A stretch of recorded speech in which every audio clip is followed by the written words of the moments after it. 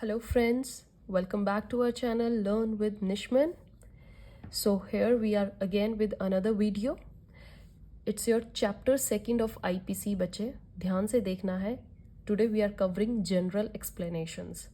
Okay, आपके chapter 2 में sections I think 6 to last one is your 52A. ये सब include हो जाते हैं. ठीक है, बहुत सारे sections हैं बच्चे. ठीक है, मैं आपको सारे रीड करके अब एक्सप्लेन करने में it's just the time wastage, right. बहुत इजी लैंग्वेज में कुछ सेक्शंस तो बहुत ही इजी लैंग्वेज में आपकी बुक में दिए गए हैं. Read them, read each section from book, very important. किसी पे भी शॉर्ट नोट आ सकता है. जनरल आपको ये सिर्फ किस लिए दिए गए हैं, ताकि आप उस टर्म को अच्छे से समझ जाओ. ये टर्म्स आपके आगे फर्दर सेक्शंस में आएंगी, तो आपको ऑलरेडी पता होना चाहिए कि आईपीसी में उस पर्टिकुलर टर्म का मतलब क्या दिया गया है. ठीक है, यहाँ पर बच्चे जब लो होता है ना, जब आप बिल्कुल डीप चले जाते हो लॉ में, तो वहाँ पर क्या होता है, एक सेक्शन को बहुत बहुत वास्ट मीनिंग निकल आते हैं एक टर्म के. ठीक है, तो वहाँ पर क्या होता है, we have to refer these sections कि उस टर्म का पर्टिकुलर मीनिंग क्या दिया गया है. Right, when you will start practicing, right, in and judiciary or either in your advocate line, तो वहाँ पर आपको उस सेक्शन को आप खुद से ही नहीं बता सकते हो कि इसका ये मीनिंग है, ये मीनिंग है. You have to verify it from the given statement given in your book. That's why आपको स्पेसिफिकली हर लॉ में पहले ही दिए जाती हैं कुछ टर्म्स जिनका मीनिंग जो उसमें दिया गया है उसी के अराउंड ही रहता है. आप उसको फर्दर डिटेल में नहीं कर सकते. Okay, so let's start with general explanations. बच्चे आपको सेक्शन 6 से 52A तक हर सेक्शन, हर टर्म को अच्छे से रीड करना है. That's your homework, right. ये पहले मैंने स्टार्टिंग में ही आपको होमवर्क दे दिया है. आज हम जो अभी करेंगे बच्चे, some important sections we are doing. Your first is section 34. Very very important section 34. All right, section 34 को लेकर कंफ्यूज नहीं होना बच्चे. इसमें शॉर्ट नोट भी आ जाता है कई बार. मेरे ही टाइम पे इस पे लॉन्ग क्वेश्चन भी आया आपका 16 मार्क्स का, just only on section 34. Section 34 is related to common intention. All right बच्चे, कॉमन इंटेंशन के ऊपर ये बताया गया कि कॉमन इंटेंशन क्या होती है. So let's read. When a criminal act is done by several persons, okay, easily समझते जाना है. And in furtherance of common intention of all, each such person is liable for that act in same manner as if it were done by him alone. Okay, this is your book statement. इसका meaning क्या है बच्चे? It says if 2 और more person intentionally do a thing, right, jointly, 2 बंदे हैं, अगर वो कोई भी काम इंटेंशनली अपने मन से कर रहे हैं, ओके, ज्वाइंट होकर, it is just the same as if each of them has done it individually. उनको ये माना जाएगा कि ये उन्होंने ऑफेंस ऐसे किया है कि मान लो वो अकेले थे तब भी वही करते, right. It refers to their prior meeting of mind. Simply ये बोला जाता है कॉमन इंटेंशन में बच्चे, there is a prior meeting of mind. Got it. मैं आपको चलो एक एग्जाम्पल देती हूँ, अच्छे से समझना आपने. सेक्शन 34 आपको बहुत अच्छे से आ जाएगा. ठीक है, A and B, right, A and B both decided to rob a bank to earn some quick money. ठीक है, जल्दी से भाई एक डाका डाल देते हैं, बढ़िया पैसा आ जाएगा. ये आपका ए और बी अपना प्लान बनाते हैं, right. They both decided. Now क्या होता है, आफ्टर रीचिंग द बैंक, जो ए है वो बी को कहता है कि तू बाहर गेट पे खड़ा हो, गार्ड्स को देख, ठीक है, मैं इतने पैसा लेके आता हूँ. समझ गए? ठीक है, he says that guard on the gate and I will come with the money. So when A was taking the money, security guard आ जाता है. ओके, जब ए रोब कर रहा होता है अंदर, तो एकदम से सिक्योरिटी गार्ड आ गया and he came running towards A की तरफ भागता हुआ जाता है. A out of fear stabbed the security guard due to which he died. All right, तो अंदर ही सिक्योरिटी गार्ड चला गया और ए ने डर के मारे उस पर चाकू घोंप दिया. After that A ran along with B with the knife, चाकू लेके बी के साथ दोनों भाग निकले हैं पैसे के साथ। Now in this case what do you think, B की कोई गलती है? चोरी भी ए ने करी है, गार्ड को भी ए ने मारा है, नाइफ भी उसके पास है और दोनों पैसा भी उसी के पास है, दोनों भागे हैं। What do you think, is there any fault of B? Yes, right बच्चे, B is here liable, still B, even though B had no intentions to kill security guard की intention उसको मारने की थी भी नहीं, but he will be liable, yes, for the murder of him and robbery along with A, दोनों ही liable होंगे same way में, right? That is why, because they have prior common intention, all right? तो बच्चे अब आपको example से main बातें क्या पता लगी हैं? एलिमेंट्स ऑफ सेक्शन 34 कि क्या मेन चीज़ें आपको ध्यान में रखनी है, पेपर में आप लिख भी सकते हैं बहुत इजीली। देखिए मैं आपको क्वेश्चन भी सबसे, आपने पहले डेफिनेशन लिख दी, आपने एक एग्जाम्पल समझा दिया, अब आप एलिमेंट्स बता दीजिए सेक्शन 34 के क्या क्या है। देखो, एक क्या होना चाहिए, क्रिमिनल एक्ट होना चाहिए, सबसे बड़ी चीज़, राइट बच्चे। सेकंड क्या चीज़ होनी चाहिए, done by several person, several means two or more than two. Then the third thing is must be to the further the common intention of all. Common intention of all. Right? Common intention में बच्चे क्या क्या आ जाता है? That is pre-arranged plan, जिसको हम meeting of mind भी बोल देते हैं। There is pre arranged plan होना चाहिए, पहले से उन्होंने डिसाइड कर रखा हो भाई ऐसे जाना है, ऐसे मारना है, वहां पहुंचेंगे, वहां पे तुझे खड़े होना है, लाइक दिस। सेकंड, प्रेजेंस, ठीक है, प्रेजेंस होनी चाहिए वहां पे जब क्राइम हो रहा है, तो वो जितने बंदे थे वो सब प्रेजेंट होने चाहिए। ए और बी ने देखो प्लान बनाया था और ए बी दोनों वहां थे। Third thing is participation, participation of all person, जितने भी ग्रुप में पर्सन है जिनकी कॉमन इंटेंशन है वो सब एक्चुअल में पार्टिसिपेट करना पड़ेगा उन्हें क्राइम के टाइम पे। All right, so these are 3 P's, pre arranged plan, presence, participation. समझ में आया बच्चे section 34? As the purpose is common, यहाँ पर पर्पस सबका कॉमन है, तो देखिए रिस्पॉन्सिबिलिटी भी कॉमन होएगी, पनिशमेंट भी सबको ही मिलेगी, राइट बच्चे। It means unity of purpose और अ प्री अरेंज्ड प्लान, यहाँ पर एक प्लान ऑलरेडी अरेंज था।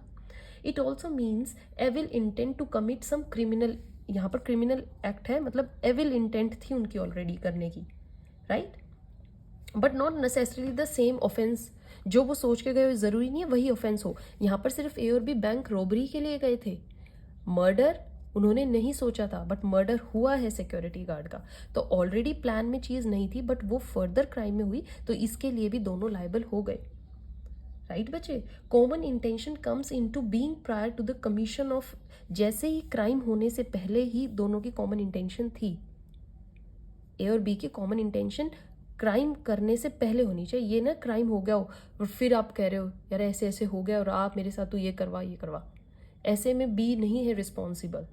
बट अगर ए और बी पहले से ही बात कर चुके हैं क्राइम को कमिट करने की, then they will be both liable, right बच्चे। So what is section 34? Conclude करने के लिए बच्चे क्या कहना आपने, 34 in its own way doesn't create any distinct offence, ये कोई ऑफेंस नहीं है। Section common intention is not an offence, ये किसी क्राइम को करने के बाद आप पे सेक्शन 34 लागू होता है। जैसे यहाँ पे रॉबरी हुई, देन मर्डर हुआ, रॉबरी मर्डर के साथ आपका सेक्शन 34 लागू हो गया, इंडिविजुअली कोई क्राइम नहीं है, okay. Then common intention is not same as similar intention, ये चीज बिल्कुल याद रखनी है बच्चे, ये सिमिलर इंटेंशन नहीं है। कॉमन इंटेंशन और similar intention both are different things. मैं आपको एक एग्जाम्पल देख के बताती हूँ, देखना अच्छे से समझना एक example. A B and C है, 3 फ्रेंड्स हैं, फ्रेंड्स नहीं है, A B C, 3 people are there and they all want to kill the D, तीनों डी को मारना चाह रहे हैं, राइट। तो तीनों ही डी को मारना चाह रहे हैं। अब यहाँ पर ए और सी है, वो तो फ्रेंड्स हैं, पर बी नहीं जानते। देखो डी है, कोई भी कॉमन बंदा है, इसकी दुश्मनी ए से भी है, बी से भी है, सी से भी है। तो यहाँ पर क्या है, ए भी डी को मारना चाह रहा है, सी भी मारना चाह रहा है और बी भी मारना चाह रहा है। बट ए ना बी को जानता है ना सी बी को जानता है। ए और सी आपस में पड़ोसी, ये एक दूसरे को जानते हैं कि हाँ भाई डी को मारेंगे, वो बड़ा ये है, बट बी तो नहीं जानता। सो यहाँ पर क्या है बच्चे, क्या हो गया, यहाँ पर अब इन तीनों की सिमिलर इंटेंशंस तो हैं, they all want to kill D, similar हैं। ए से कोई पूछेगा हाँ मेरे को डी पसंद नहीं, मैं मारना चाहता हूँ, बी भी कहेगा अरे यार डी ने बड़ा तंग कर रखा, मैं भी डी को मारना चाहता हूँ, same is C. But they have not common intention, तीनों बैठे नहीं हैं आओ तीनों प्लान बनाते हैं ये करते हैं, कॉमन इंटेंशन नहीं है तीनों की, सिमिलर इंटेंशन है। ए ने सोचा होगा मैं डी को शूट कर देता हूँ, बी ने सोचा होगा इसके खाने में पॉइजन दे देता हूँ, सी ने सोचा होगा कि इसका एक्सीडेंट करवा देता हूँ, राइट। तीनों को अलग अलग इंटेंशंस हैं बट है मारने की, तो सिमिलर तो हुई बट कॉमन नहीं है कि किस तरीके से मारना है। गेटिंग?